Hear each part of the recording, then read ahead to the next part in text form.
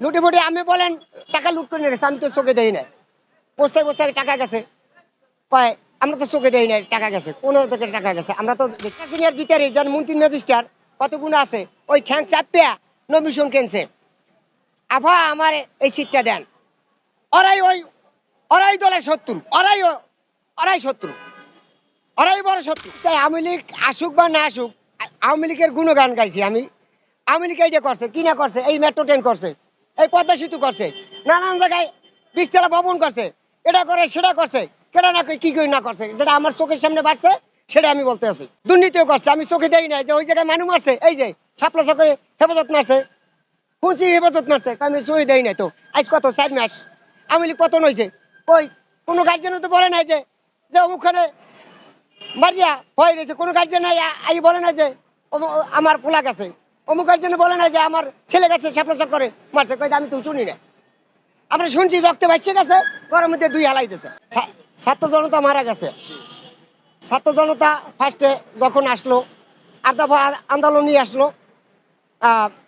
কোটা আন্দোলন, এই কোটা আন্দোলন নিয়ে আসলো। এক কথায় দুই কথায় কথায় কথায় ওবায়দুল কাদের বললেন যে আমার, ওবায়দুল কাদের বলছে যে আমার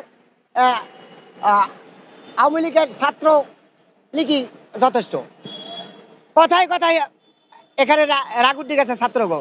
আর শেখ হাসিনা বললো যে রাজাকার বলার গো যে চাকরি দেবো, আর আর মুক্তিযোদ্ধার নাতিপুতিকে চাকরি দেবো না। এই যে কথায় কথায় এটা হর সৃষ্টি হলো।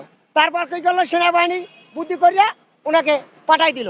পাঠাই দিচ্ছে তো একটা ভালো কাজ করছে, কারণ নাইলে ওখানে আরো আরো মারে, আবার সেনাবাহিনীও লাঞ্ছিত, আরো সেনাবাহিনীও মরতে পারে।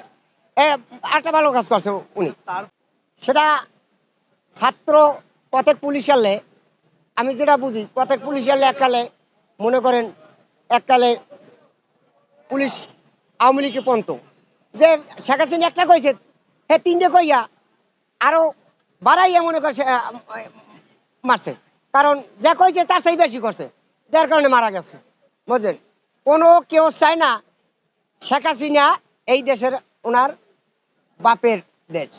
আর এই সংসার ডইলে, এই বাংলাদেশের সংসার ডইছে শেখ হাসিনার সংসার। আর যত দেখবেন অলুগ্র সংসার, কারণ উনার সংসারে তা উনি ভালো বোঝে যে আমার সংসার কিভাবে চালামু। হ্যাঁ, উনি যদি ভালো না বোঝে, এই যত আসবে কেউ ভালো বুঝবে না, এটা একটা 100 শিওর। লুটে ফুটে আমি বলেন টাকা লুট করে নিয়ে গেছে, আমি তো চোখে দেই না। বস্তায় বস্তায় টাকা গেছে, কয় আমরা তো চোখে দেই নাই টাকা গেছে, 15 থেকে টাকা গেছে, আমরা তো দেখি নাই। ওখানে মানুষ মারছে, যেটা চোখে দেখবো হেঁটে বলতে পারবো যে মানুষ মারা গেছে, টাকা গেছে, আমরা তো চোখে দেই না। আমি দেখছেন চোখে কখন বলেন, আমরা দেখছি কেউ চোখে যে টাকা আমাদের বস্তায় বস্তায় ইউরোপের ভিতরে লয়ে গেছে করছে। আবার আছে শেখ হাসিনার ভিতরে যার মন্ত্রী ম্যাজিস্ট্রার কত গুণ আছে, ওই ঠ্যাং চাপিয়া নমিশন কেনছে। আভা আমার এই সিটটা দেন। ওরাই দলের শত্রু, ওরাই শত্রু, ওরাই বড় শত্রু। শেখ হাসিনার দলের ওরাই বড় শত্রু,